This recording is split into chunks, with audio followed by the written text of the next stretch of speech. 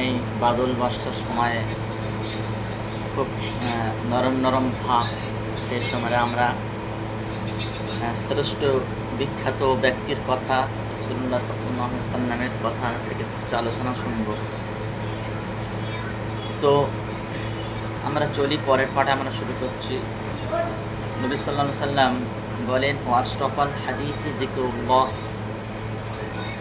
আর কথাগুলির মধ্যে হতে সব থেকে সর্বোত্তম, সব থেকে মর্যাদাপূর্ণ কথা আল্লাহর জিকির। চলুন এই কথায় আমার আরও অন্য সাইড থেকে কথাটা সত্যায়ন করি। কোরআন নিজেই ঘোষণা দিচ্ছে যে আলা বিযিকরিল্লাহি তাতমাইন্নুল কুলুব, জেনে রাখো অন্তরের প্রশান্তি, অন্তরের শান্তি খোঁজ করছো, তাহলে কিছুই নয়, শুধুমাত্র আল্লাহর জিকির আছে অন্তরের শান্তি। রাসূলুল্লাহ সাল্লাল্লাহু আলাইহি ওয়াসাল্লাম বললেন যে আমি তোমাদের ওই কথা বলে দেবো না যে কথা আল্লাহর কাছে সব থেকে উত্তম এবং সব থেকে মর্যাদাপূর্ণ এবং সোনার উপাদান করার থেকেও অধিক। রাসূলুল্লাহ বললেন তা হলো আল্লাহর জিকির, আল্লাহর জিকির। চলো আমরা একটু লজিক্যাল নিয়ে একটু গবেষণা করি যে কীভাবে মনে প্রশান্তি আসে, শান্তি আমরা মিলব। আমরা শুধু শুধু শান্তির খোঁজ করছি।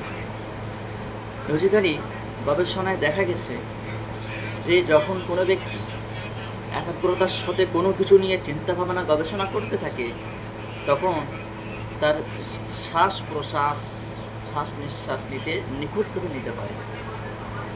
দ্বিতীয়ত তার স্টোরস, উদ্বেগ কমাতে পরিপূর্ণ সাহায্য করে, তার উদ্বেগ থাকে না।